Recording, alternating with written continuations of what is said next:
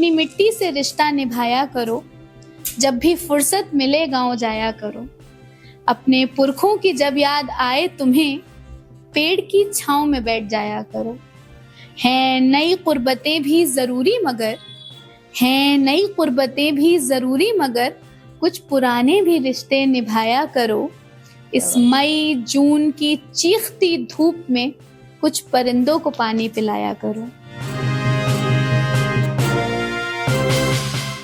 नमस्कार दोस्तों, आंखें बंद कर कल्पना कीजिए, बरेली की तंग गलियों में जहां शामें मिट्टी की खुशबू से महकती थी, एक नन्ही सारिका मलिक माँ की गोद में लिपटकर जादुई कहानियां सुनती थी। लेकिन अचानक 21 साल की दहलीज पर वो गोद छिन गई। आंसुओं की बाढ़ में पिता का हाथ थाम लिया, पर किस्मत ने वो भी छीन लिया।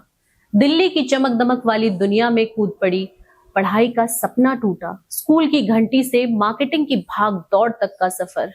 फिर एक रात दर्द ने शब्दों का जादू जगाया। काव्यत्री का जन्म लाइफ 2.0 से इवेंट का तूफान खड़ा कर हजारों दिलों को छुआ। आज और कल में खुलेगा वो राज, दर्द ने कैसे दी ताकत, कविता से कैसे साम्राज्य रचा। तो चलिए शुरुआत करते हैं कार्यक्रम की और बात करते हैं सारिका मलिक से। सारिका मलिक जी, स्वागत करते हैं आपका। बहुत बहुत शुक्रिया, बहुत अच्छा इंट्रो दिया आपने। कभी कभी आपके बारे में जब कोई और लिखता है तो वो ज्यादा अच्छे से बयान कर पाता है आपकी कहानी को। तो बहुत शुक्रिया मुझे बुलाने के लिए। जी सारिका जी, सबसे पहले हम अपने इस प्रोग्राम में आपके बारे में जानना चाहेंगे, आपके जीवन के बारे में जानना चाहेंगे। जैसे कि हमने अपने इंट्रो में बताया कि आप बरेली से हैं, माता पिता के बारे में बताया। सो हम आपकी कहानी आप ही की जुबानी सुनना चाहेंगे कि जन्म और उसके आगे की कहानी क्या है। कहानी में जन्म एक बहुत अच्छे, बहुत प्यार करने वाले परिवार में हुआ। 4 भाई और हम 2 बहनें हैं। तो हमारे यहाँ ऐसा कोई डिस्क्रिमिनेशन नहीं था कि लड़की है तो बहुत वेलकमिंग ना रहे हो पेरेंट्स। अच्छे स्कूल में पढ़ाया माँ बाप ने, जहाँ भाइयों को पढ़ाया। लेकिन एक अलग दुनिया दिखाई माँ बाप ने, जो दुनिया वैसी होती नहीं है, आप समझती हैं। कैसी? फिर जैसी अच्छी, मतलब जैसा आप चाहते हो वैसा होता है, जो इंसान जो कहता है वही सच होता है। तो इस तरह की दुनिया माँ बाप ने दिखाई थी। लेकिन रियलिटी चेक भी देना था, तो उसके लिए माँ ने हॉस्टल भेजा। फिर ग्रेजुएशन में उन्हें लगा कि she is too innocent for this world, तो सीखे कुछ, अगर हम लोग नहीं होंगे तो क्या होगा। तो फिर हॉस्टल में एक अलग लाइफ रही, लेकिन घर पे बहुत प्यार मिला। हॉस्टल किस समय पे आप गए? ग्रेजुएशन गई मैं 11th में भी थी, भाग कर आ गई थी कि मैं नहीं रह सकती।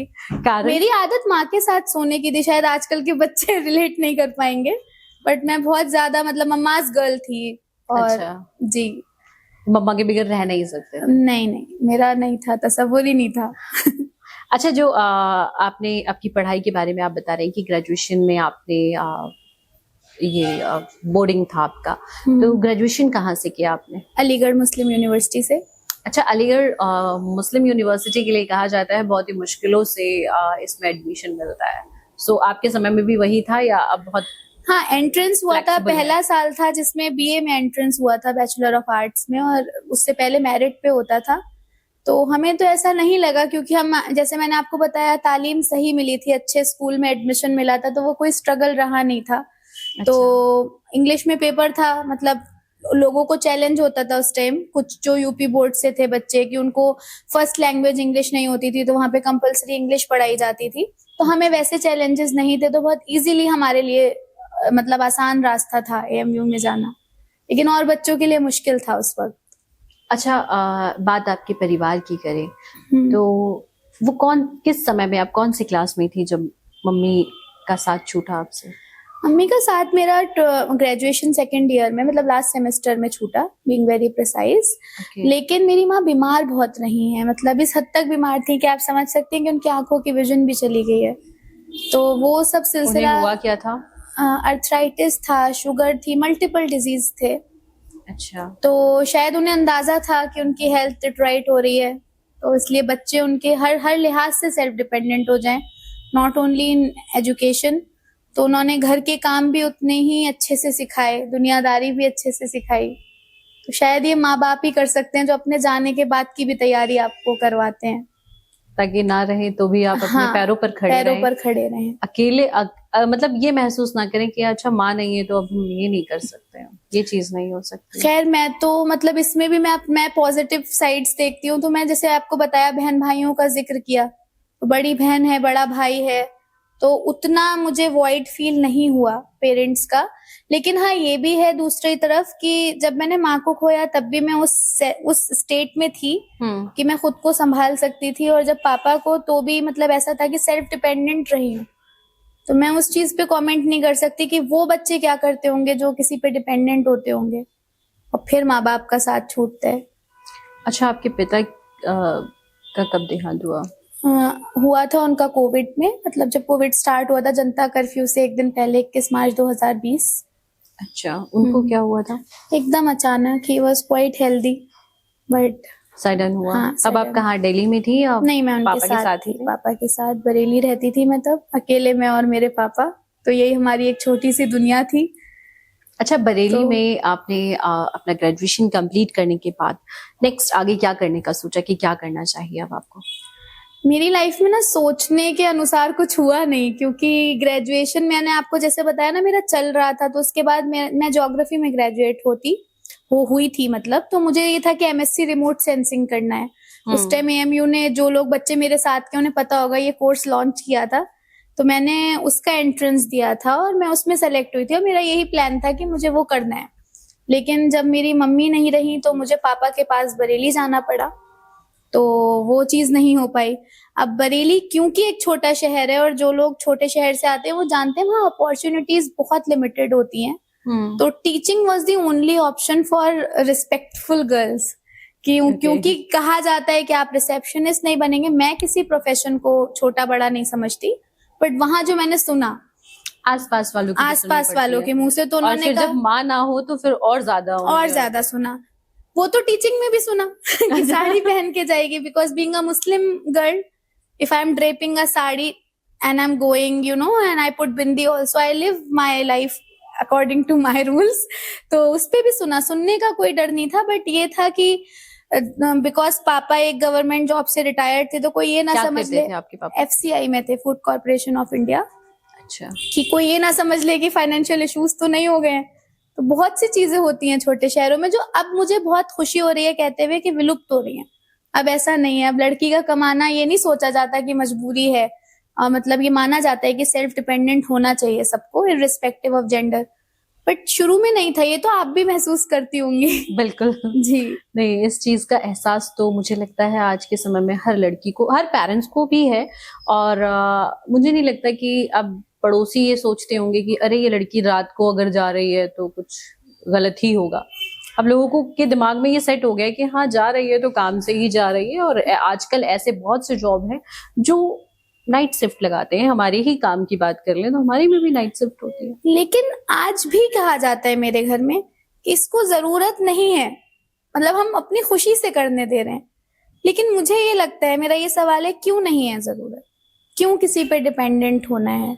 ये आज भी है, मतलब आज भी मेरे भाई को शेम फील करा दिया जाएगा कहीं ना कहीं अगर वो, मैं ये कह दूं ऑन कैमरा या कहीं पे कि मतलब I am earning for my self, क्योंकि कहीं ना कहीं उस पर मेरी फाइनेंशियल रिस्पॉन्सिबिलिटी है। क्यों भाई क्यों है?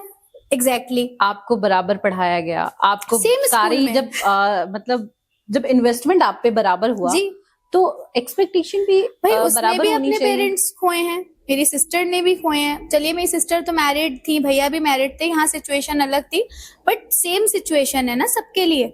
तो फिर मुझे स्पेशल ट्रीटमेंट क्यों मिले बीइंग अ गर्ल? वो चीज आ जाती है। बिल्कुल। तो आपको भी खुद अच्छा नहीं लगता कि आप किसी से अपनी जरूरत के लिए पैसे नहीं, मैं, क्योंकि मेरी मम्मी उल्टा है, मेरे पापा बहुत एजुकेटेड थे, बट सोच में मेरी मम्मी बहुत आजाद थी। और उन्होंने बहुत छोटी, एक हमारे यहाँ कहावत होती है, मैं अगर आपको बताऊं कि मेरी दादी कहती थी कि अपनी झोदी के चने अपने पास रखो, तो आपको किसी से मांगना नहीं पड़ेगा। मतलब if you have things on your basket so you can just have it whenever you want. तो वो वाली चीज बहुत क्लियर थी कि अगर जो अपने पास है वो आपका है। तो वो मम्मी ने मुझे कह दिया था कि भले ही आप 10,000 की जॉब करो, अपना पैसा।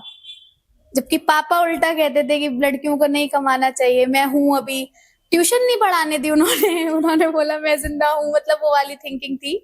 लेकिन कि मम्मी ने जरूरत है बहुत तो मुझसे साथ मांगो, दिया। हाँ, जरूरत है तो हमसे मांगो। लेकिन बाहर करने की जरूरत नहीं है। जी। तो अच्छा, बीइंग अ मुस्लिम फैमिली में ऐसा होता है कि गर्ल्स पे बहुत ज्यादा रिस्ट्रिक्शंस ड्रेस को लेकर के होता है, और बहुत सी चीजों में होता है कि ज्यादा दूर नहीं जाने देना, एक जैसे कहते हैं ना रिजर्व करके रखना। तो क्या आपके साथ ऐसा हुआ, और आपको ऐसा लगता है कि ऐसा है सच में?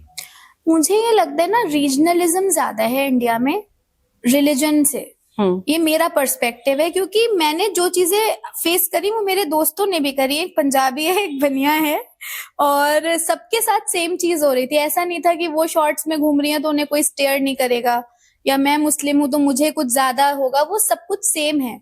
वो अगर एक शहर है तो उसका एक कल्चर है, वहां का एक मिजाज है लोगों का, वो ज्यादा मुझे महसूस हुआ। बीइंग अ मुस्लिम मैंने तो टचवुड कभी ऐसा कुछ फील नहीं किया। I studied in a school जहाँ पे शायद मैं और मेरा भाई मुसलमान बच्चे थे, या 2-4 और थे जो गिनती पे नाम है। बाकी मतलब वो पूरा का पूरा आरएसएस रन करती थी उस स्कूल को, और इस तरह की कभी कोई चीजें हुई नहीं वहां पे। ना ही हमें फैमिली में कोई रेस्ट्रिक्शन हुआ कि आप मुस्लिम हैं, आप तो ये नहीं कर सकते। हाँ, जैसे कि आपके कपड़े को लेकर के कहा जाता है हाँ, तो कि वो सबके साथ ही था। मतलब वेस्टर्न क्लोथ्स दोस्त भी नहीं पहन पा रही थी मेरी। अब वो चेंज सबके घरों में आया है। अब उनके घर में भी है कि वो जो पहनना चाहती हैं वो पहन सकती हैं। हाँ, कुछ चीजें जो हमारे रिलीजन में है, जैसे हेड कवर करना है, it's a very personal choice. आप समझ रहे हो? तो वो जो लड़कियां करना चाहती हैं करती हैं, जो नहीं करना चाहती हैं नहीं करती हैं। डिपेंड करता है। It depends. मतलब ये नहीं कि कंपल्सरी, कि नहीं नहीं एक समय होता है शायद अजान के समय पे कहा जाता है कि आपको सर ढक कर रखना चाहिए। देखिए, that is respect, that's a gesture. अब अजान इज अ कॉलिंग फ्रॉम अल्लाह, कि आपको अल्लाह बुला रहा है, आइए नमाज पढ़िए, तो आपने उसमें सर ढक लिया। शायद मैंने छोटे शहरों में हर घर में देखा है, चाहे हिंदू हो चाहे मुस्लिम हो, जब कोई बड़ा आता था तो वो आउट ऑफ रिस्पेक्ट सर ढक लेते थे। मतलब वो इस तरह से शो करते थे रिस्पेक्ट, वो कोई रेस्ट्रिक्शन नहीं होता था, घूंघट या ये वो, इट वाज लव। वो चीजें हाँ धीरे धीरे हुई कि आपका लव दुपट्टे में नहीं है, आप ऐसे भी है। तो अब आज अजान होती है, मैं दुपट्टा कैरी नहीं करे हुए हूँ तो मैं नहीं ढक पाती, but that respect is still there. मैं सुनती हूँ अजान को, इज्जत तो उतनी ही है आपके उतनी मन ही में। है, ऑफ कोर्स। अच्छा, अब हम आगे बढ़ते हैं क्योंकि हम आपके जीवन के बारे में हाँ, बात कर रहे हैं। बिल्कुल। तो अब हम नेक्स्ट पॉइंट पे आते हैं कि दिल्ली आए आप। जी।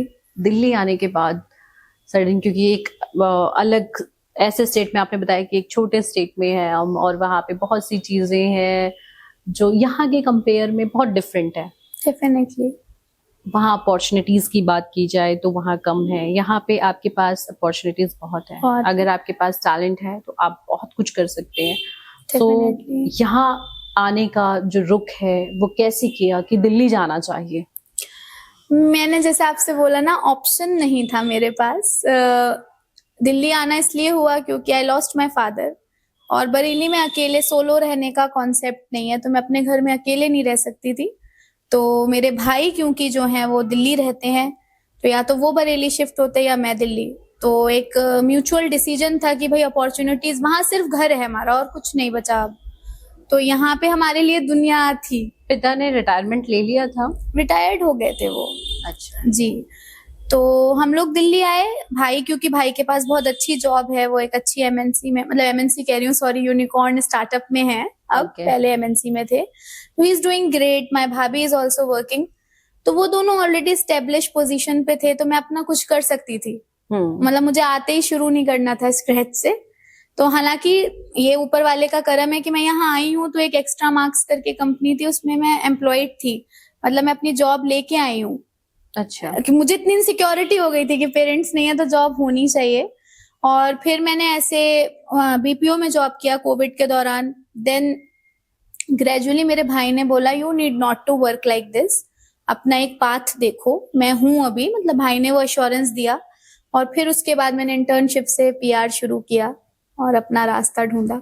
इंटर्नशिप कहाँ से किया आपने? विशबॉक्स स्टूडियो एक है, फर्म है, तो अच्छा। वहां से। हाँ जी। तो फर्स्ट टाइम पीआर काम, जी। पब्लिक रिलेशन बनाना। आप एक ऐसे स्टेट से थे जहाँ पे बहुत कम लोगों के बीच में रहना, बहुत कम लोगों के साथ आपका जी, कम्युनिकेशन होता है, लेकिन दिल्ली आने के बाद चीजें बढ़ जाती हैं। आपके पास हाई प्रोफाइल लोग भी आ जाते जी, हैं, जी, आपके जी। पास लो प्रोफाइल, लो मतलब ये कह हाँ, लीजिए मैं कि समझ रही हूँ। बराबर। सो उनके साथ किस तरीके से आप अपना कम्युनिकेशन जो होता है वो करते थे?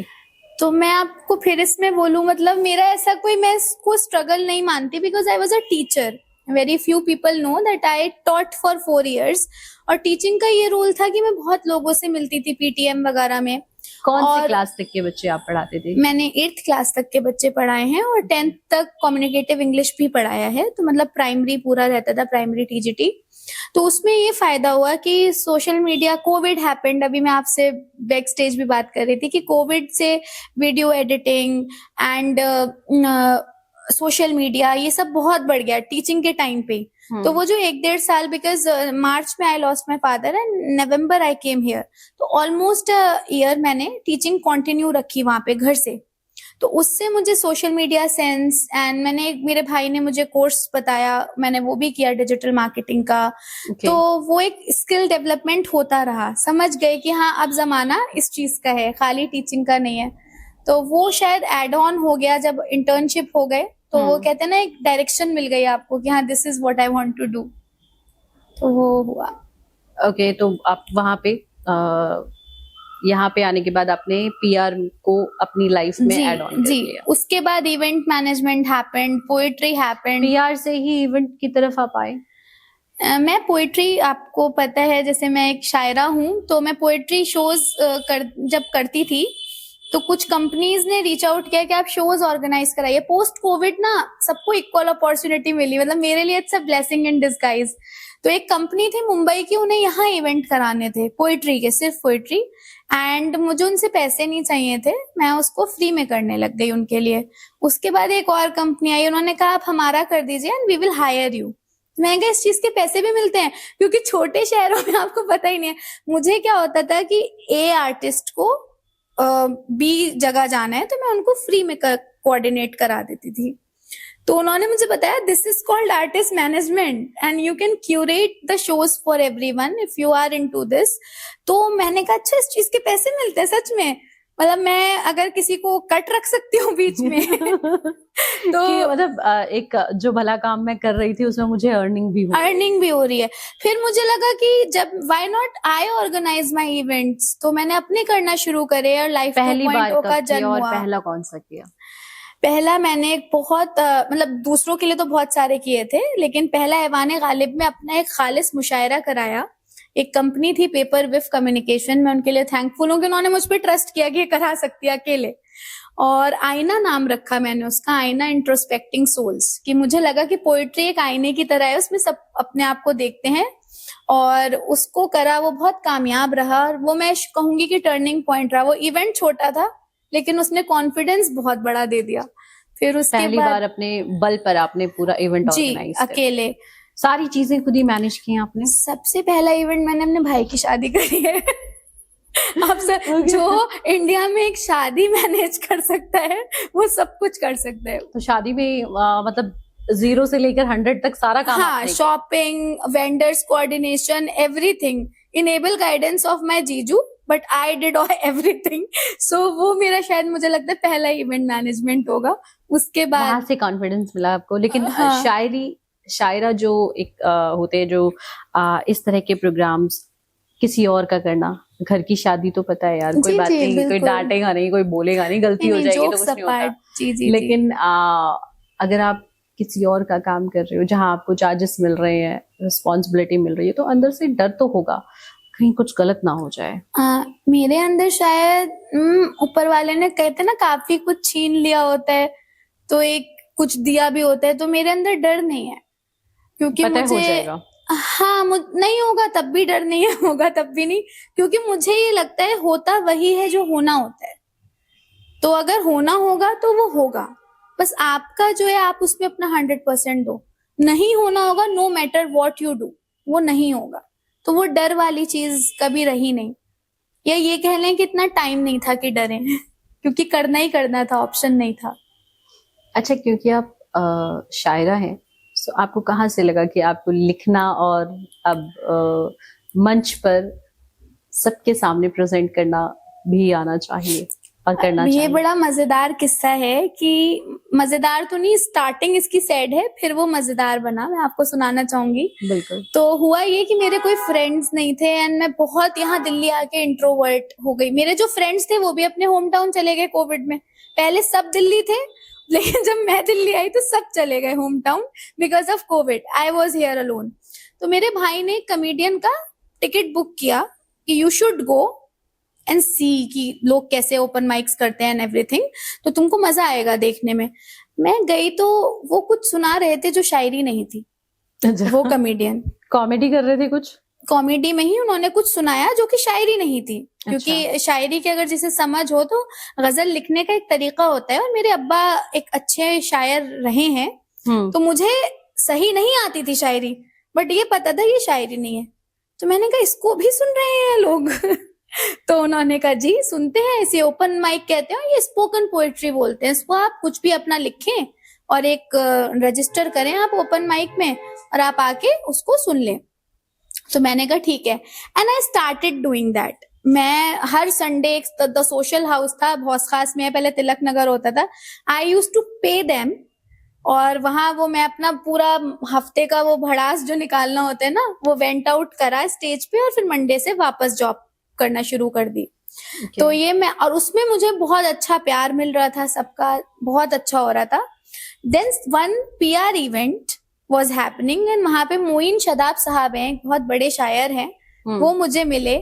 और ये ऊपर वाले की तरफ से कहती हूँ मैं, करम हुआ कि उन्होंने ऐसे ही मुझसे पूछा कि आपका ताल्लुक कहाँ से है। तो मैंने कहा बरेली से है। तो उन्होंने बोला बरेली में तो एक शमशाद अहमद साहब हुआ करते थे जो मुशायरा कराते थे। और मैंने एकदम इमोशनल होके कहा कि वो मेरे अब्बा थे। बोले थे का क्या मतलब? तो मैंने उन्हें बताया कि अब वो नहीं रहे। तो उन्होंने कहा कि तुम नहीं करती हो शायरी? मैं तो क्योंकि समझ रही थी मैं शायरी कर रही हूँ, मैंने कहा करती हूँ, और मतलब ये नहीं जानते मुझे तो ये लग रहा, मतलब मुझे तो दिल्ली जान रहा है, आप क्यों नहीं जान रहे? बिकॉज मैं अपने लेवल पे बहुत अच्छा कर रही थी, जो भी कर रही थी। तो उन्होंने वो सुना, उन्होंने कहा बेटा ये तो तुम अपने अब्बा की लेगेसी खराब कर रही हो, ये शायरी नहीं है, ये क्या तुम मतलब मेहनत करो लिखो। अच्छा। तो फिर उन्होंने मेरा एक बच्चे की तरह हाथ थामा, मुझे सिखाया, और फिर मुझे अब धीरे धीरे गजल कहना आई है। मैं ये नहीं कहूंगी बहुत अच्छा मैं लिखती हूँ, पर जो भी लिखती हूँ अपना लिखती हूँ। पहली बार क्या लिखा वो बताओ। पहली बार तो इस तरह का लिखते थे कि माप के ही ऊपर लिख दिया था, तो वो मैं अब सुनाऊंगी तो लोग फिर उसे बोलेंगे कि ये बहर में नहीं है। तो मैं आपको गजल सुनाती हूँ। बिल्कुल। हाँ मैं गजल सुनाती हूँ। पहली गजल जो थी, अपनी मिट्टी से रिश्ता निभाया करो, जब भी फुर्सत मिले गाँव जाया करो, अपने पुरखों की जब याद आए तुम्हें, पेड़ की छांव में बैठ जाया करो।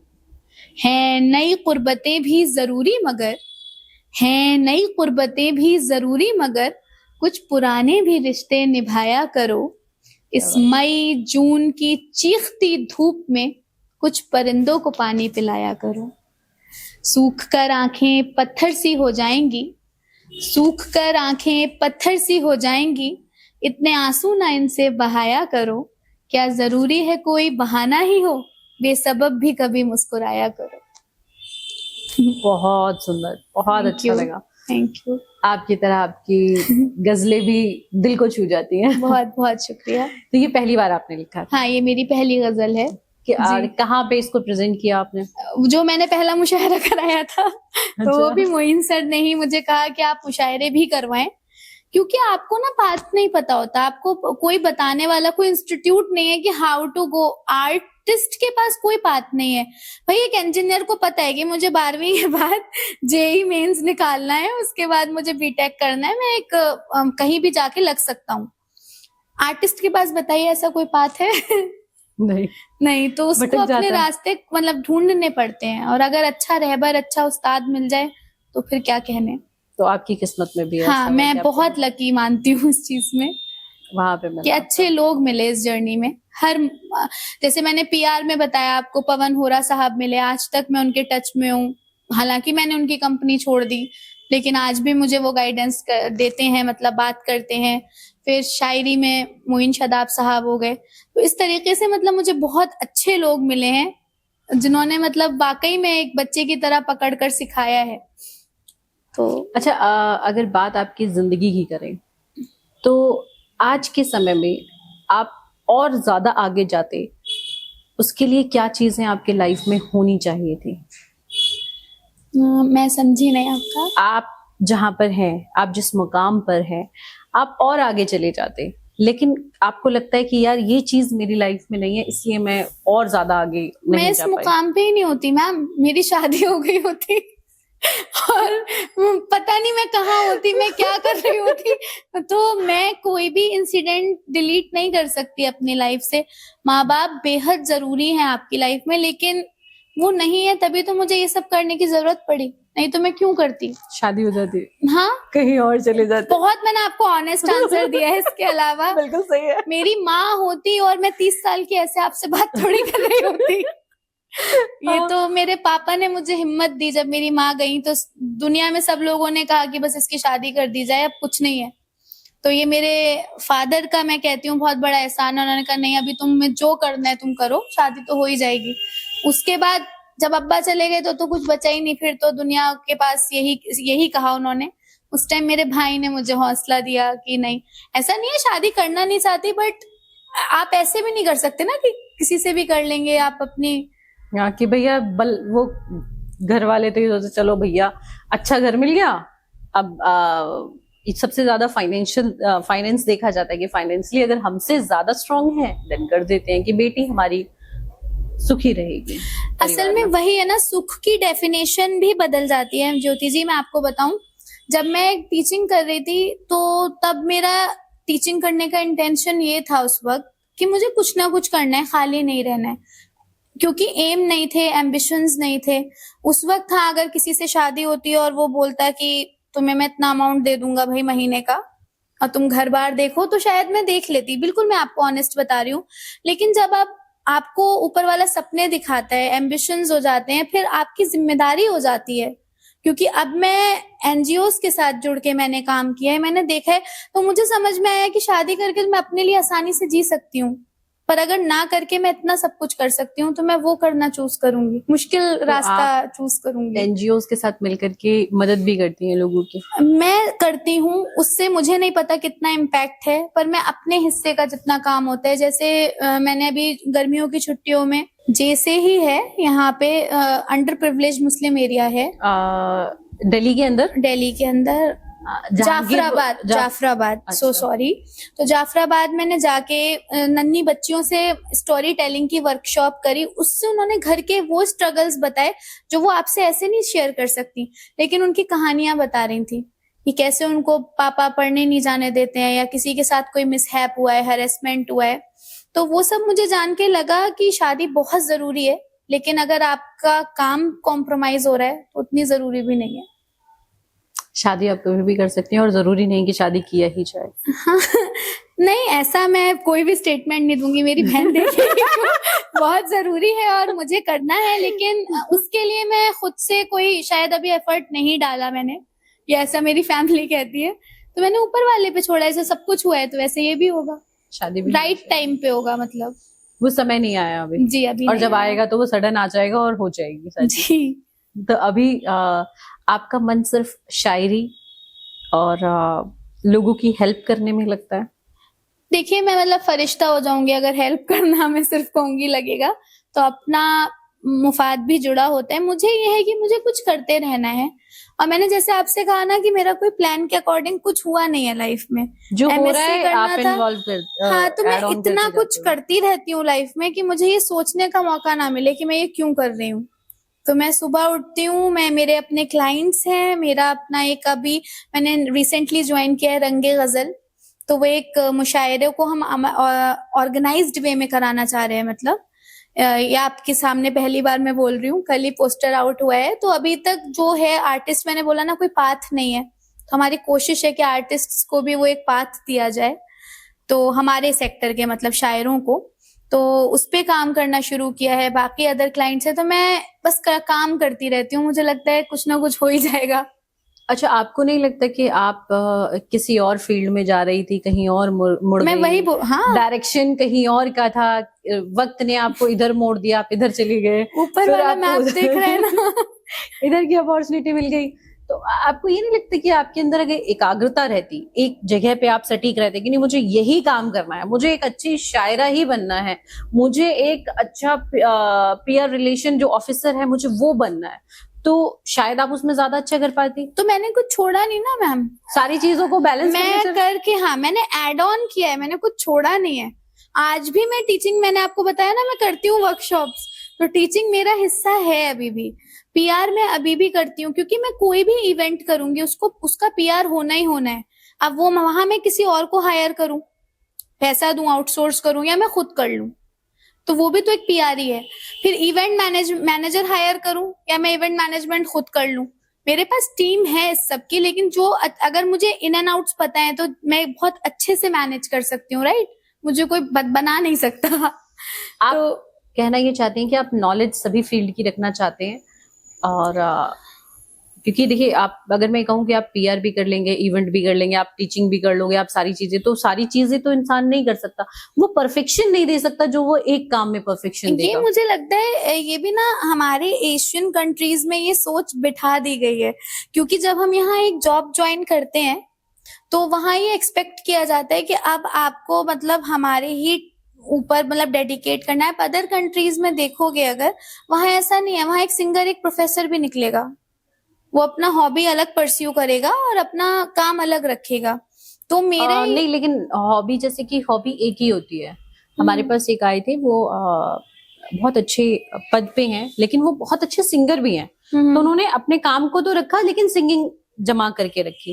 अब जैसे कि आपको, मैं आपके फील्ड में इससे कह रही हूँ क्योंकि आपने बताया इवेंट मैनेजमेंट है, सोशल मीडिया मैनेजमेंट है, पीआर है, और मुशायरा है, टीचिंग है, 5 तो ऐसे ही हो गए। तो ये आप तो कैसे इन चीजों को बैलेंस करना और फिर काम सबको आउटपुट भी अच्छा दे पाना। एक्चुअली कम्युनिकेशन एक बहुत पावरफुल वर्ड है, और उसके ये सब वर्टिकल्स हैं।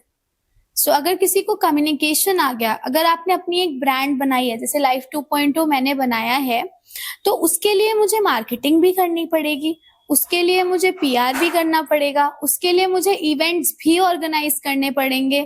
तो ये सारे वर्टिकल्स हैं, ये अलग अलग फील्ड नहीं है। जब आप किसी के लिए जॉब करते हो तो आपको ये लगता है अलग अलग है, पर जब आपका अपना काम होता है तो आपको सारा काम आना चाहिए, सारी चीजों की नॉलेज होनी चाहिए कि हाँ, आप ज्यादा पैसा ना वेस्ट क्योंकि कर रहे हो अपने काम में। जी, क्योंकि अगर आप पब्लिक रिलेशन भी किसी क्लाइंट का करते हैं, कम्युनिकेशंस देखते हैं, तो वो भी आपसे एक्सपेक्ट करता है कि आप मेरा इवेंट भी करा कर दीजिए, पर उसके लिए आपको आउटसोर्स करना पड़ता है।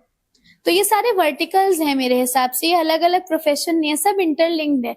जैसे मैं शुरू में सोचती थी सेल्स, अब मैंने इसका तो जिक्र ही नहीं किया आपके सामने। ये जैसे teaching happened out of blue moon, क्योंकि वो कर रही थी मैं, उसके बाद ये सब तो बड़ा लाइफ ने कराया, वरना मैं टीचिंग ही कंटिन्यू करती, मैं क्यों करती ये सब। लेकिन फिर मैं यहाँ आई तो मैंने ट्राई किया, आई ट्राइड सेल्स, एंड उस टाइम मैं कहती थी मैं सब कुछ कर सकती हूँ, सेल्स नहीं कर सकती। But after being an artist मुझे समझ में आया, सबसे पहले तो आपको खुद को मार्केट करना है, खुद को बेचना है, खुद को एक ब्रांड बनाना है। आप खुद अगर अच्छी गजल कहते रहिए, आप अपने घर में कहते रहिए, आपको कोई नहीं बुलाएगा। You have to show that कि मैं अच्छा हूँ। तो बेचना ऐसे सेंस में नहीं, मतलब आपको अपने आप को पोजीशन करना है, जाके आपको अपने आप को प्लेस करना है बड़ी जगहों पे। अच्छा, तो अभी आपने बताया लाइफ 2.0, तो ये क्या है, इसमें आप क्या करने वाली हैं, किस कॉन्सेप्ट पे आपने ये बनाया है, उसके बारे में बताइए। ये एक बहुत छोटी सी कोशिश मैं कहूंगी, हम 4-5 फ्रेंड्स हैं, एक बहुत अच्छा डिजाइनर है, एक बहुत अच्छा इवेंट मैनेजर है, तो हम सब फ्रीलांसर्स थे, हम जॉब कभी नहीं की। तो हमने कहा एक दूसरे के साथ काम क्यों ना किया जाए, क्यों हम अलग अलग कर रहे हैं भाई। आज मेरा कोई क्लाइंट है सपोज, उसको वेबसाइट बनवानी है, तो मैं बाहर के बंदे से क्यों बनवाऊं, मैं अपने बंदे को बोल दूंगी कि भाई आप बना लो, डायरेक्ट देख लो, राइट। तो वो चीज कराना शुरू करी, और उससे हमारा लाइफ 2.0 में बन गया, और आज हमारे पास इतना काम आ जाता है कि हमारा काम चल जाता है। It's not a registered big company, big name, but we have our own faithful clients, जिनको पता है कि वो जो बोलेंगे हम कर देंगे। अच्छा, तो ये है, तो सारी जी, चीजें आप उसमें करते हैं। One stop solution. देखिए, कोई जब आपके पास आता है, जब उसके पास वक्त नहीं होता, अगर आप किसी के वक्त की कदर कर लोगे ना, उसको आप एक छोटा सा भी अपना काम शुरू करेंगे, आपको एक बंदा दूसरा चाहिए होगा जो आपके उस काम में मदद करे, आपसे सवाल ना पूछे कि मुझे क्या करना है ना। वो तो बहुत लेटर ऑन स्टेज पे होता है, जब आप डिपार्टमेंट्स बना रहे होते हो। अभी हमें ऐसे लोग चाहिए रहते हैं शुरू शुरू में स्टार्टअप में, जो सबको सब कुछ कर लें। तो स्टार्टअप ने ये बिल्कुल छोड़ दिया है, जो आप बोल रहे हो ना, इवेंट मैनेजमेंट, और ये एक चीज, आपको परफेक्ट भी होना पड़ेगा और सब चीजों में होना पड़ेगा। बिल्कुल जी। अच्छा, अभी आपने बताया कि आपकी टीम बनी है, जो आप लोग काम कर रहे हैं इस चीज में। आने वाले समय में आपका क्या गोल क्या है, क्या करने वाले हैं आप, और किस तरह का आप अपना फ्यूचर देख रहे हैं? मेरा गोल ये है, लाइक जैसे मैं आई थी यहाँ पे तो मेरे पास कोई पाथ नहीं था। तो मेरा गोल ये है that newcomers who are coming, artist basically, उनको पता हो, उनके पास एक प्लेटफॉर्म हो कि हाँ, हम यहाँ पे जाके अपना करियर स्टार्ट कर सकते हैं। एज अ करियर हम इस चीज को चुन सकते हैं, ये सिर्फ आर्ट नहीं है। तो जैसे मैंने आपको रंगे गजल का जिक्र किया, अनवर कमाल साहब और आसिफ साहब के साथ मैंने काम शुरू किया है। वहां पे हमने एक फॉर्म बना दिया है, तलाश एक आईपी बना दी है। अब वो परमानेंट रहेगी। उसमें जब भी कोई आर्टिस्ट अपना करियर शुरू करना चाहता है एज अ शायर, एज अ शायरा, वो वहां पे रजिस्टर करे, अपनी वीडियो भेजे, तो वो हमें बिना रेफरेंस के हम उनको बुलाएंगे if they are doing good. Because बाकी क्या होता है मुशायरों में, या तो आपको वायरल होना चाहिए, या तो आपने बहुत मेहनत करी तब आप नजर में आओगे। आप रीच आउट कैसे करोगे किसी मंच तक? कोई तरीका ही नहीं है। या तो आप वायरल हो, या फिर आपका कोई कनेक्ट हो, रेफरेंस हो। तो जब अगर ये सब कुछ नहीं है, तो आपके पास क्या है? आपके पास तलाश है कि आपने तलाश में रजिस्टर किया, और अगर आपकी शायरी वाकई में दम रखती है, अच्छी है, ओरिजिनल है, तो हम आपको बुलाएंगे, हम आपको मंच देंगे, हम आपका पीआर करेंगे, एवरीथिंग। और जब आप कुछ बन जाएंगे तो आप हमारे लिए फिर जो कर सकते हैं करें एज अ कंपनी। अच्छा, बीइंग अ गर्ल, ये आपने, मैंने और आई थिंक बहुत सी महिलाओं ने इस चीज को फेस किया हुआ है। भारत जो है वो पुरुष प्रधान देश है।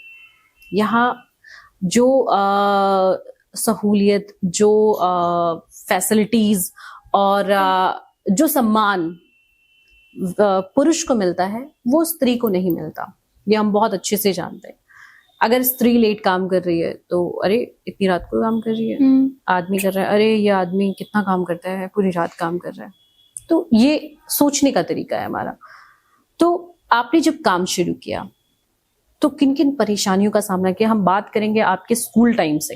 क्या स्कूल में जब आप पढ़ाने जाती थी, क्योंकि इसे एक बहुत अच्छी जॉब, जो हमने शुरू में बात की थी, बहुत अच्छी जॉब मानी जाती है कि भाई बच्चों को पढ़ा रही है, इससे ज्यादा अच्छी नौकरी क्या हो सकती है एक महिला के लिए? सुबह जा रही है, दोपहर में अपने घर आ रही है, लेट भी नहीं आ रहा है। इसीलिए ये अच्छी थी।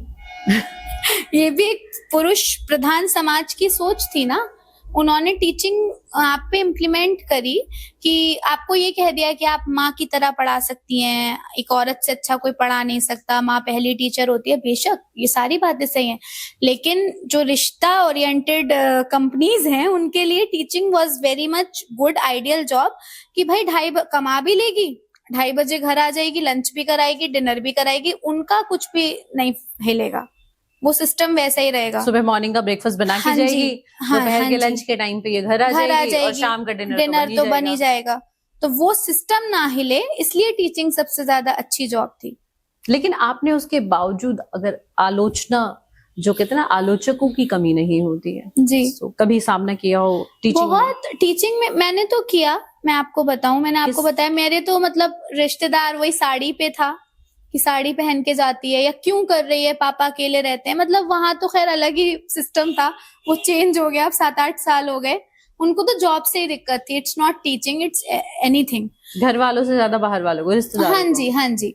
और टीचिंग में जो आपका सवाल पे वापस आते हैं कि परेशानी का फेस किया, बहुत किया। जब वो एक मेल टीचर को हायर करते हैं तो एक मिनिमम अमाउंट होता है, उससे कम में वो हायर नहीं करते कि ये लड़का है, इसको घर देखना होगा। एक ने तो मुझसे वाकई कहा कि आपकी सैलरी आती हो कि आपको कौन सा राशन लाने की चिंता है, आपको तो ये होगा नायका पे कौन सा परफ्यूम आया है या समथिंग लाइक दैट।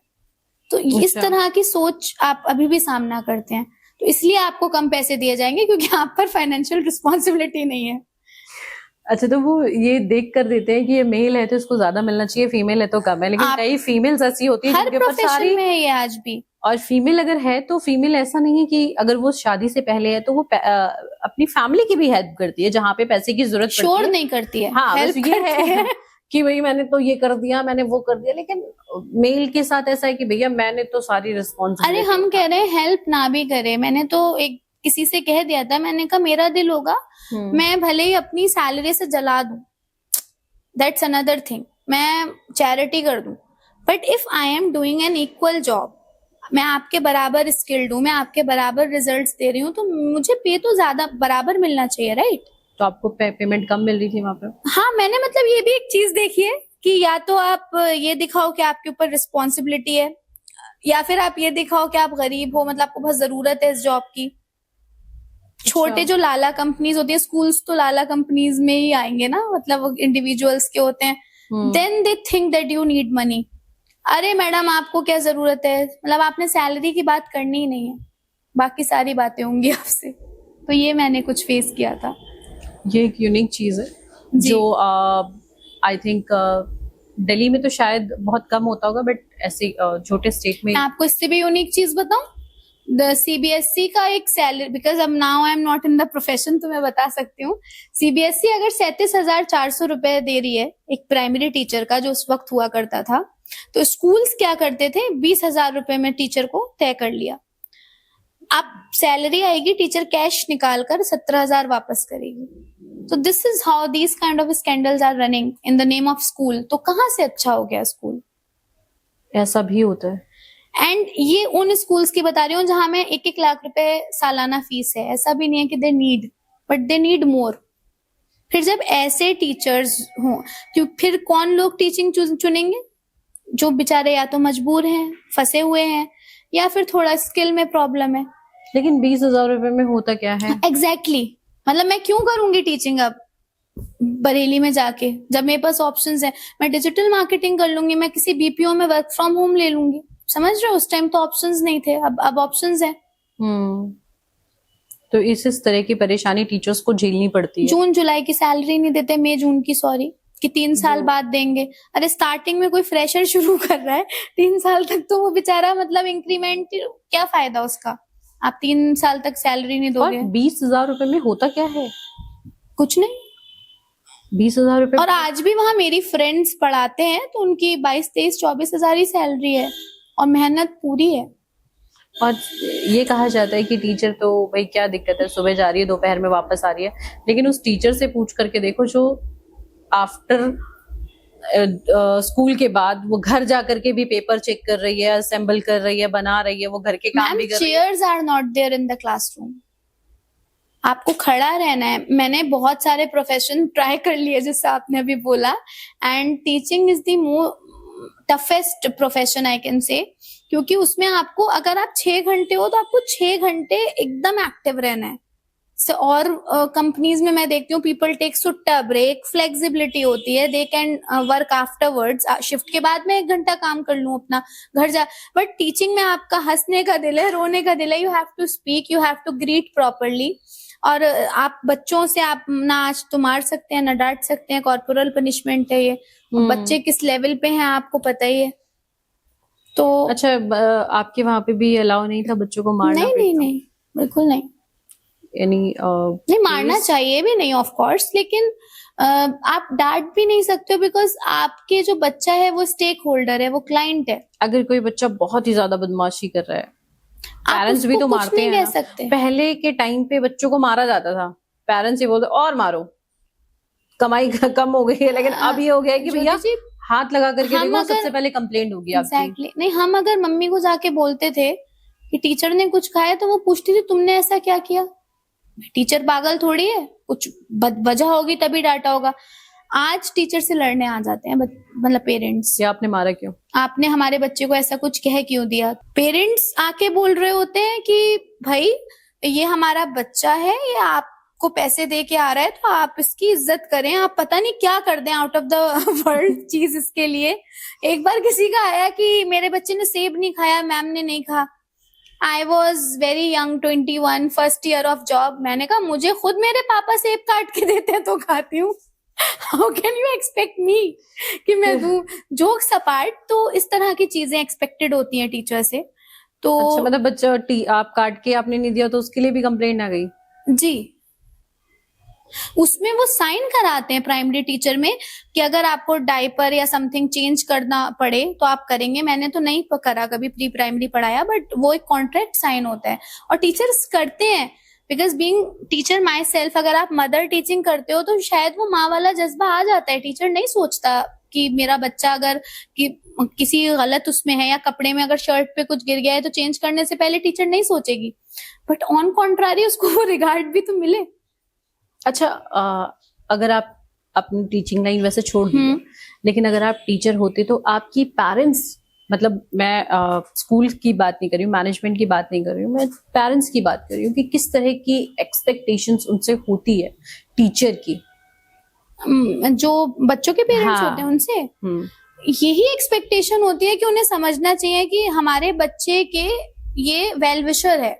एक टीचर जो है वो वेल विशर है, और अगर वो डांट रहा है तो कोई वजह होगी, अगर वो आपको कोई फीडबैक दे रहा है तो उसकी कोई वजह है और उस फीडबैक को सीरियसली लिया जाए।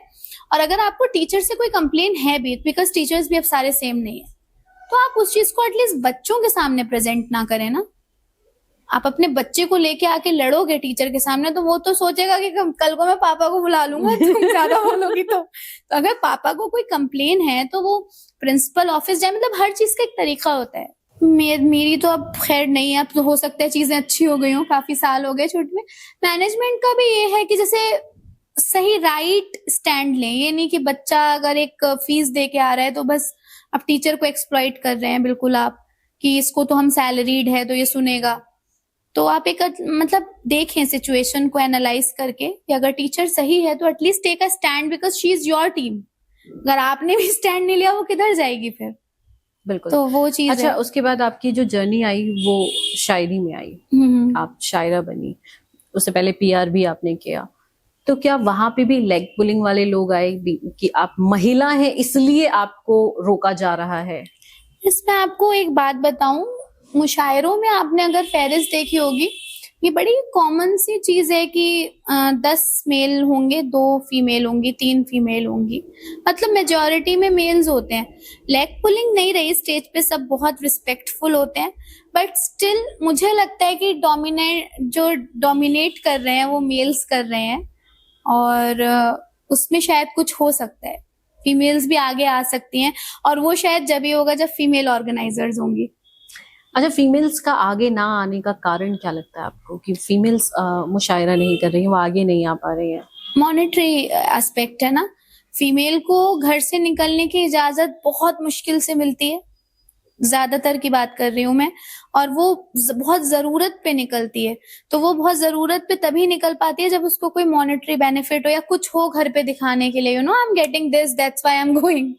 तो अब वो चीज है नहीं। तो मुशायरा ऐसी चीज नहीं है। मुशायरे में वक्त लगता है, एक जर्नी होती है, मतलब बहुत पेमेंट्स मिलने में वक्त लगता है, एक पूरी जर्नी है। जो वो जर्नी क्रॉस कर लेती है उसके लिए फिर स्काई इज द लिमिट। जैसे मैं हूँ, मैं थैंकफुल हूँ, मैंने बहुत अनपेड शोज किए हैं तो अब पेड भी मिलते हैं। मैंने बहुत लोगों के लिए ऐसे ही ऑर्गेनाइज कराया है फ्री ऑफ कॉस्ट, अपनी पॉकेट से ही लगा के ट्रैवल अपनी पॉकेट से लगाया भी है। कभी मतलब कभी तो अपना लोगो था तो अपनी पॉकेट पे कराए, कभी तो लोगो भी अपना नहीं था, किसी और का प्रोग्राम था, and I did it just out of because you love your art ना, तो आप उसमें पैसे नहीं देखते, आपको बस करना होता है। अच्छा, अब आपका जो प्रोफेशन है, अगर आर्ट की बात की जाए या प्रोफेशन की बात की जाए जिसमें आपको लग रहा है कि आप ग्रोथ कर सकती हैं और उसी में आपको आगे बढ़ना है, तो वो क्या है? मेरा अब तो of course as an artist मैं अपनी पहचान बनाना चाहती हूँ। मैं चाहती हूँ मैं ऐसा लिखूं जो मैं जब ना हूं तो भी मुझे याद रखा जाए, जिससे बड़े शायरों को रखा जाता है। और मैं भी मानती हूँ कि मैंने ऐसा कुछ नहीं लिखा है, मुझे बहुत मेहनत करनी है, और वो शायद खुद से ही आएगा, ऊपर वाले की तरफ से करम होगा। गजल सुनाया है हमने और वो भी बहुत बहुत अच्छा लगा। जी जी, हम 1-2 और सुनना चाहेंगे आपके, बहुत ही चुनिंदा वाले, जैसे सुनकर हमारे दर्शक भी एंगेज हो कि हाँ भाई ये तो बहुत अच्छी शायर हैं और इनको हम बार बार सुनना चाहेंगे। मैं आपको एक बहुत छोटे बहर की वो सुनाती हूँ। उजालों से तो डर लगने लगा है, अंधेरा अपना घर लगने लगा है, जिधर तन्हाई सी तन्हाइयां हो हमारा दिल उधर लगने लगा है। यहाँ से कूच अब करना पड़ेगा, यहाँ से कूच अब करना पड़ेगा, ये गांव अब नगर लगने लगा है। किसी ने जिम्मेदारी डाल दी क्या। ये मैंने अपने भाई के लिए लिखा था, बहुत जिम्मेदार हो गया पेरेंट्स के जाने के बाद। उसी को नज्र करती हूँ कि किसी ने जिम्मेदारी डाल दी क्या, जो ये पौधा शजर लगने लगा है। मुझे वो याद भी आता नहीं अब, मुझे वो याद भी आता नहीं अब, दुआओं में असर लगने लगा है। कहो मंजिल से कुछ हट जाए पीछे, कहो मंजिल से कुछ हट जाए पीछे, कि अच्छा सफर अब लगने लगा है। क्या बात है, बहुत बहुत ही अच्छा लिखा है आपने। बहुत बहुत शुक्रिया। अच्छा, आप क्या कोई टॉपिक चुनती हैं कि क्या कोई मुद्दा लेती हैं? ये कहाँ से आपके अंदर आता है कि मुझे इस टॉपिक पर लिखना चाहिए? अब तो क्योंकि प्रोफेशनल अप्रोच आ गई है, ब्रांड्स आते हैं तो वो टॉपिक देते हैं। जैसे अभी शी विंग्स करके एक ब्रांड है, तो मेंस्ट्रुएशन पे उन्होंने लिखवाया। लेकिन वैसे जो अमूमन लिखते हैं वो तो बहुत नेचुरली होता है। इस पर भी बता दीजिए। अच्छा। सुनना चाहेंगे क्योंकि ये फीमेल से रिलेटेड है। और बात अगर पीरियड्स की जाए तो महिलाएं बोलते वक्त भी बहुत हेजिटेट होती हैं। आपने देखा होगा कि जो पैड्स वगैरह होते हैं उसको भी बहुत कवर करके, दुकान वाले भी बहुत कवर करके देते हैं कि किसी को दिखना नहीं चाहिए। तो पहले साल जब किसी ब्रांड ने बोला कि पीरियड्स पे बात करनी है, मेरी बहन डर गई। उसने कहा नहीं, अब तुम इस पे बात करोगी तो मतलब क्या रिएक्शन रहेगा सो कॉल्ड सोसाइटी का बैक होम। तो मैंने सोचा कि चेंज सबसे पहले घर लाना होगा, और अगर मैं उनका दिल दुखा के कर भी लूं ब्रांड कोलैबोरेशन तो उससे कोई फायदा नहीं है। तो सबसे पहले मैंने अपने घर में शुरुआत करी अपने बहन भाई से। तो मैंने ब्लिंकिट थैंकफुली चल गया था तब तक, तो भाई से जबरदस्त, वो मुझसे पूछता है रोज कि कुछ आएगा तो नहीं, तो मैं खुद कर सकती हूँ ऑर्डर, लेकिन मैं उससे कहती थी हाँ सैनिटरी नैपकिन आएंगी। तो धीरे धीरे उसको मेरे पीरियड साइकिल अब याद हो गई है, मतलब वो खुद उससे मंगा के रख देता है। तो जब हमने पैड्स को ग्रोसरी में ऐड किया तो वहां से पहला चेंज आया। फिर मेरी सिस्टर को समझ में आया कि हाँ इट्स वेरी नॉर्मल, उसकी बेटी है। तो मैंने कहा बेटा पापा को बताया करो पीरियड्स हो रहे हैं, मतलब बताओ, make sure if you are in pain then tell them ना, व्हाई यू आर टेलिंग कि सर में दर्द हो रहा है, यहाँ हो रहा है, बोल दो कि I am on my periods, normal, talk about it. तो वो टॉक जब होते होते अब इतनी चीजें नॉर्मल हो गई हैं घर में हमारे, कि हमने जब उसके बाद वाले साल जो था 2023, उसमें 3 से 4 ब्रांड्स के लिए मैंने कोलैबोरेशन किया, जिसमें पी सेफ था, शी विंग्स था, और नेशनल कमीशन ऑफ वुमेन, उनका मैंने वहां पे एक पोएट्री शो पढ़ा। और तब से 3 साल से मैं नेशनल कमीशन ऑफ वुमेन में जाती हूँ, और सिर्फ एक ही पोएट्री होती है, वो मेरी होती है, उसका नाम होता है। तो हम वो पोएट्री सुनना चाहेंगे। वो मेरे पास अभी है नहीं, वरना मैं आपको जरूर सुनाती। उसका स्टार्टिंग ऐसी है कि नन्ही सी गुड़िया पल भर में बड़ी हो जाती है, दस्तक दिए बिना जवानी उसकी ऐसे ही तो आती है, ना करेगी पूजा ना पढ़ेगी नमाज, बस यही सलाह वो पाती है, लहू बहाकर क्या बेटी यूं नापाक हो जाती है। तो इस तरह से लिखी थी वो एक नज्म है, और वो बहुत अच्छी सुनी गई वहां पे, और वो हर बार मुझे इसलिए बुलाते भी हैं शायद कि अच्छी है, इसलिए वो बार बार यही सुनना चाहते हैं तो आपसे। पीरियड्स का अब बहुत चेंज आ रहा है ज्योति जी, बहुत, मतलब मैं देखती हूँ लड़के बहुत अच्छे हो गए हैं, बहुत प्यारे हो गए हैं, भाई जो हैं वो बहुत वेलकमिंग है बात करने के लिए, समझने के लिए। तो अब हमारा फर्ज है कि हम बात करें, अगर वो स्पेस दे रहे हैं और हम बात ही ना करें तो फिर क्या फायदा। हमें भी समझाना चाहिए उस चीज को। अच्छा, आपने फीमेल्स पे बात की, तो कोई ऐसी शायरी आपकी, कोई ऐसा गजल जो महिलाओं के हालात पर हो? तो जैसे आपने बोला ना कंट्रोल, तो इसको जब्त कहते हैं, मतलब जब्त का मतलब होता है आपने अपने आप को कंट्रोल किया या कुछ रोकना, रोकने को जब्त कहते हैं। तो औरतों को मुझे लगता है इस कदर रोका गया है ज्योति जी, इस कदर रोका गया है कि अब वो खुद को रोक लेती हैं। अब हमें कोई बताता नहीं है, मतलब 30-31 के जब हम हो जाते हैं, लेकिन हमारी कंडीशनिंग इतनी स्ट्रांग कर दी है, हम खुद सोच लेते हैं बुआ क्या कहेगी, चाची क्या कहेगी, और हम खुद रुक जाते हैं। तो उस पे मैंने लिखी थी कि हम अहले जब्त हैं कभी रोया नहीं करते, हम अहले जब्त हैं कभी रोया नहीं करते, पा लेते हैं जिनको उन्हें खोया नहीं करते। दिन भर हमें आराम का एक पल नहीं मिलता, ये सारी वर्किंग लेडीज रिलेट करेंगी। दिन भर हमें आराम का एक पल नहीं मिलता, घर जाके भी आराम से सोया नहीं करते। और जख्मों का लहू भी है निशाने रहे मंजिल, जख्मों का लहू भी है निशाने रहे मंजिल, छालों को यूं हम पैरों के धोया नहीं करते। तो इस तरह से ये लिखी हुई बहुत गजल खूब। है। शुक्रिया आपकी ये गजल जो है वो बहुत सी महिलाओं को मोटिवेट करेगी जी। और आने वाले समय में हम बहुत कुछ सुनेंगे सारिका मलिक जी से। बस आपके दुआ प्यार चाहिए। बिल्कुल, क्योंकि आपकी आवाज, आपके शब्द, आपके बोलने का अंदाज, ये सब एक साथ एक बैलेंस में चलता है कि जिसका ना भी मन कर रहा हो ना, जो गजल सुनने में इंटरेस्ट नहीं रखता, जो शायरी और इन सब चीजों में उतना इंटरेस्ट नहीं लेता, शब्दों को बहुत सरल रखती हैं आप, ताकि सामने वाले को बहुत क्लियर समझ में आए कि ये कहना क्या चाहती है। इस पे भी मैंने एक चीज देखी है ना कि मैं जॉन एलिया साहब या फेमी बदायूनी या अहमद फराज साहब को, तो उन्होंने इस तरह से लिखा कि वो आवाम तक पहुंच सके। और हमारी जो मादरी जबान है वो रेख्ता है, हिंदी और उर्दू मिक्स है। तो अगर हम जबरदस्ती की हिंदी या जबरदस्ती की उर्दू मतलब इनकॉर्पोरेट करेंगे पोएट्री में, जो हमारे आम भाषा में नहीं बोली जाती, जैसे मैं हिंदी बोलते हुए भी जरूरत बोल दूंगी क्योंकि वो अब हिंदी ने एक्सेप्ट कर लिया है कि मैं अगर आवश्यकता नहीं भी बोलूंगी तो चलेगा।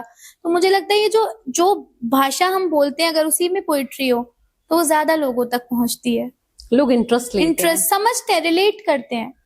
अच्छा, आजकल ट्रेंड चेंज हुआ है, आपको लगता है कि शायरी जो पहले बोली जाती थी, शब्दों का, जिन शब्दों का ज्यादा प्रयोग किया जाता था, बहुत ही सम्मान और इज्जत के साथ शब्दों को पिरोया जाता था, अब वो चीज हटती जा रही है, कुछ और ही आने लग गया, लोगों का इंटरेस्ट इस तरफ ज्यादा आ गया है। वैसे तो अगर देखा जाए तो बहुत अच्छा काम हुआ है पोस्ट कोविड इंस्टाग्राम से। पुराने शायर जिन्हें कभी मकबूलियत नहीं मिली हमारी जनरेशन में, मतलब उन्हें भी बहुत सी मिल गई। मतलब बहुत से ऐसे अंडर कवर शायर सोशल मीडिया में आए, लेकिन जिस तरफ आपका इशारा है, कुछ सेठ साहब हैं या वो हैं, वो लड़कियों के लिए बड़ा डिसरिस्पेक्टफुल शायरी कर रहे हैं, राइमिंग करके वर्ड्स जो बोल रहे हैं, तो वो तो आपको पता है वो तो किसी भी आर्ट फॉर्म में एक्सपेक्टेड नहीं है।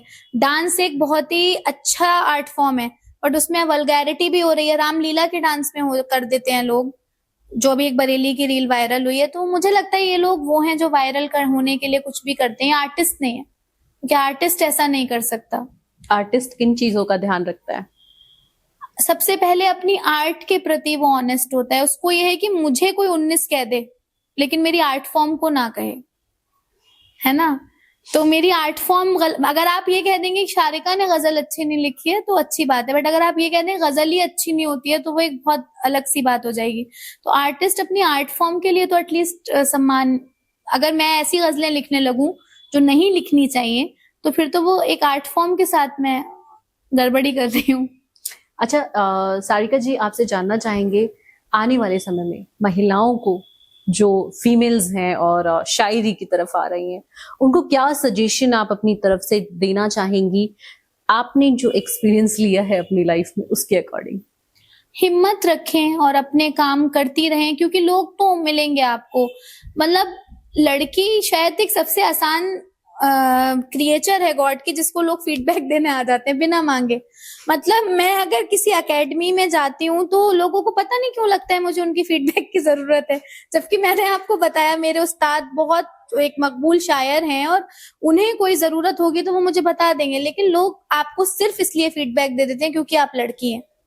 आसान है आपको फीडबैक देना, आपको चाहिए नहीं चाहिए, आप हो सकता है आप उनसे बेहतर हो कहीं ना कहीं, लेकिन वो फिर भी आपको फीडबैक देंगे डिमोटिवेट करने के लिए। जी, डिमोटिवेट, हरास, और फिर वो आपसे ये कहेंगे कि हो सकता है आपको हमसे सीखने की जरूरत हो। आप नहीं सीखेंगे तो आप एरोगेंट हैं, आप सीखेंगे तो कहेंगे हमने इनको बनाया है। मतलब आप में खुद का कोई टैलेंट नहीं है। अच्छा, एक सवाल, आने वाले समय में अगर आपकी शादी जी एक ऐसे शायर से होती है जो आपसे थोड़े से डाउन रहे और आप ज्यादा फेमस हो जाएं, तो क्या लगता है कि ये चीज रिश्तों में दरार डाल देती है? अब ये तो उनके ऊपर होगा, क्योंकि देखिए मुझे सोच के अकॉर्डिंग, मेरी सोच तो मेल्स क्या सपोर्ट करते हैं अगर महिलाएं उनसे ज्यादा आगे हो, उनकी खास तौर पे उनकी पत्नी? हाँ, अब जैसे जो मेल्स मैंने अपने आसपास देखे हैं उसमें पत्नियां बहुत ज्यादा अचीवर रही नहीं है, तो पति के ही लिए वो दिन भर सब कुछ कर रही हैं, everything is around their husbands. तो वो पूरा अपना एफर्ट डाल रही है कि हस्बैंड जिस मुकाम पर है वो हो सके। 4 भाई हैं मेरे और मुझे कहने में कोई शर्म नहीं है, वो चारों अपनी वाइफ्स की वजह से आज हैं जो हैं। सिमिलरली मेरे जीजू, मेरे मेरे बहनोई जो हैं वो मेरी बहन की वजह से हैं जो हैं, क्योंकि वो अपना एक पूरा एक कहते हैं ना किंगडम तैयार करके दे रही हैं। जैसे आपने बहुत अच्छी बात बोली, मर्द अगर ऑफिस से लेट आता है तो भी औरत को गिल्ट हो रहा होता है, यार ये इतनी देर काम करके आए हैं, अब इनके लिए एक पूरा गर्म पानी भी हो जाना चाहिए, रोटी भी गर्म, एवरीथिंग पूरा एक औरत काम से लेट आ रही है तब भी वो गिल्ट में है कि यार मैं लेट हो गई, अब घर में पता नहीं खाने का क्या हुआ होगा। और ये 80% फैमिलीज में आज भी है। 20% हमारी जैसी भी है जहाँ कुक है और कुक ने रिजॉल्व किया हुआ है ये। और माशाल्लाह मेरी तो अब भाभी भी है, तो मतलब वो चीज मुझ पे नहीं है। बट कल को हाँ शादी होगी, आपने जैसे बोला, तो कि हर जगह से महिलाओं को ही दबाया जाता है। तो मैं ये चाहूंगी कि सेम प्रोफेशन पे ना हो, तो उनकी अपना उनका अपना सक्सेस पाथ हो। और लाइफ में अगर आपको अच्छे रिलेशंस चलाने हैं हस्बैंड वाइफ को, तो सेम प्रोफेशन में शादी मत करो, और करो तो फिर खुद को पीछे रखो और उनको आगे ये ना इंसान के इंसान पे डिपेंड करता है। कुछ लोग सेम प्रोफेशन में होके सेम बहुत अच्छा ग्रो करते हैं। जैसे अब आप भारती और हर्ष देखें, साथ में पॉडकास्ट कर रहे हैं, how beautifully they are doing.